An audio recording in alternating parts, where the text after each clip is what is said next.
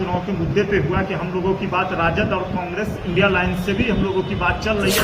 होता है तो हम लोग वफादारी ईमानदारी से अपने गठबंधन का पालन करेंगे। जितने सीट से हम लोग अगर गठबंधन का हिस्सा नहीं बनाया जाता है तो हम लोग अपना जो सीट पे जहां से हम लोग तैयारी किए हुए हैं 100% आज दोघड़ा मामले में एक नाबालिग लड़की के उसका शव बरामद किया गया है।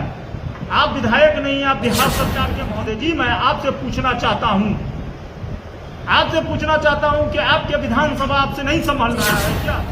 माननीय मंत्री जी, फीताबाद में काटिएगा, आइए क्षेत्र में लोगों के साथ खड़े होइए आके, अभी समय है आपको। आप सलाम, नमस्कार, सत श्री अकाल। मैं रोशन कुशवाहा और आप देख रहे हैं times of Sitamarhi. Times of Sitamarhi में आपका स्वागत है। मैं बात कर रहा हूं जाले विधानसभा सीट की। जी हां, जाले विधानसभा सीट के जो प्रत्याशी है फैजल रहमान साहब, वो अभी पटना कार्यालय में गए थे और पटना कार्यालय में उनकी कुछ बात चली है और साफ साफ जो आज गुस्सा है, जी हाँ, कहीं ना कहीं जो मौजूदा जो भाजपा के विधायक है प्लस वो मंत्री है जीवेश मिश्रा साहब जाले के, और आए दिन आप देखते हैं पिछले दिनों ही एक मर्डर हुआ था, उसके बाद आए दिन कुछ ना कुछ क्राइम होते रहता है। इसको लेकर साफ उनका भड़ास निकालना जरूरी था। और जिस तरह से बेबाकी से फैजल रहमान साहब ने अपनी बातों को रखा, जब प्रेस कॉन्फ्रेंस हुआ, जब उनसे पूछा गया कि आरजेडी साहब से गठबंधन हो रहा है, अगर गठबंधन होगा तब आप क्या करेंगे, तब तो ये आरजेडी का सीट हो जाएगा। तो बोला कि कोई बात नहीं, हम 5 साल गठबंधन के साथ रहेंगे और मिलकर काम करेंगे, लेकिन जो विरोधी ताकतें उनको हम जीतने नहीं देंगे, उनको हम सत्ता में आने नहीं देंगे। ये फैजल रहमान साहब का कहना है कि दूर दूर तक भैया आरजेडी महागठबंधन अपने साथ गठबंधन में नहीं लेने वाली है, ये भी सत्य है। और जिस तरह की जो बातें चल रही है, कहा जा रहा है कि इस बार ऑल इंडिया मजलिस इत्तेहादुल मुस्लिमीन, जिस तरह से जो बातें चल रही है, कहा जा रहा है कि ऑल इंडिया मजलिस इत्तेहादुल मुस्लिमीन जी हाँ 100+ सीट पे चुनाव लड़ेगी अगर आरजेडी अपने साथ गठबंधन में नहीं रखती है तो। लेकिन इसी बीच जाले विधानसभा के फैजल रहमान साहब क्या कह रहे हैं, चलिए आइए सुनते हैं उनकी ही जुबानी। पार्टी कार्यालय गए हुए थे, बुलाया गया था पार्टी कार्यालय से, हमारे बड़े भाई राष्ट्रीय प्रवक्ता आदिल हसन आज़ाद साहब बुलाए थे, मैं वहाँ गए थे। उसके बाद वहाँ उनसे बात हुई, अपने भाइयों से बात हुई, राष्ट्रीय प्रवक्ता आदिल हसन आज़ाद साहब से बात हुई, general secretary Aftab engineer Aftab साहब से बातचीत हुई और अख्तरुल ईमान साहब से भी बातचीत हुई। सारी चीज़ों को लेकर बिहार चुनाव के मुद्दे पे हुआ कि हम लोगों की बात राजद और कांग्रेस इंडिया लाइंस से भी हम लोगों की बात चल रही है गठबंधन की। अगर गठबंधन होता है तो हम लोग वफादारी ईमानदारी से अपने गठबंधन का पालन करेंगे। जितने सीट पे हम लोगों को अगर गठबंधन का हिस्सा नहीं बनाया जाता है तो हम लोग अपना जो सीट पे जहां से हम लोग तैयारी किए हुए हैं 100% वहां से हम चुनाव लड़ेंगे, जाले से हम लड़ेंगे, क्योंकि है। मगर अगर राष्ट्रीय जनता दल को लगता है कि भाजपा को हराना है तो मोहब्बत का हाथ राजद को भी हम लोगों से मिलाना चाहिए। हम लोग तो चाह रहे हैं बीजेपी को हराना, बाद में लोग हमको ये नहीं बोले कि एमआईएम की वजह से हार गया।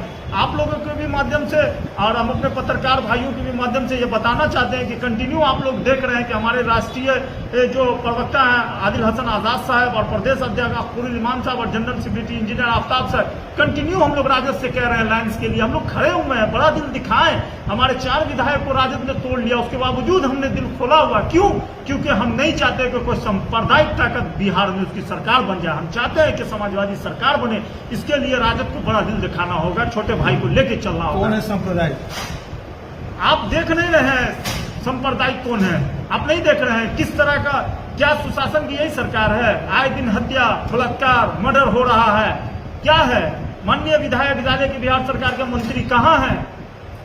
फीता काटने पे लगे हुए हैं।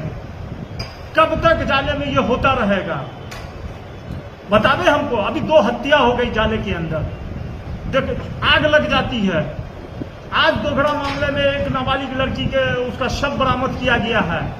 आप विधायक नहीं, आप बिहार सरकार के मंत्री हैं। माननीय मंत्री महोदय जी, मैं आपसे पूछना चाहता हूं कि आपके विधानसभा आपसे नहीं संभाल रहा है क्या? माननीय मंत्री जी, फीताबाद में काटिएगा, आइए क्षेत्र में लोगों के साथ खड़े होइए आके, अभी समय है आपको दुख दर्द बांटने का। कौन सा समय है अभी? अभी तो दुख दर्द का समय है ना। पीड़ित परिवार से मिले जाए, माननीय मंत्री जी मिले। और मैं जिला प्रशासन से भी मांग करता हूं, वरीय अधिकारियों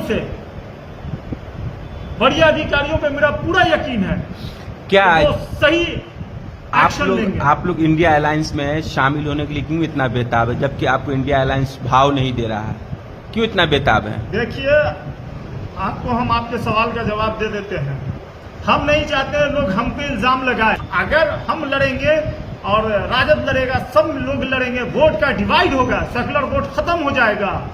और ऐसे में भाजपा जीत जाएगी। तो इंडिया नहीं, हम इंडिया नहीं चाहते, गठबंधन को धमकी दे रहे हैं। राजद चाहता है, इंडिया गठबंधन चाहती है, कांग्रेस चाहती है कि बीजेपी चुनाव जीत जाए। हम नहीं चाहते हैं। अगर हम चाहते बीजेपी को जिताना तो क्यों हम लाइन्स के लिए बार बार हम राजद या कांग्रेस के पास क्यों हमारे शीर्ष नेतृत्व जो है क्यों बात रखते हैं?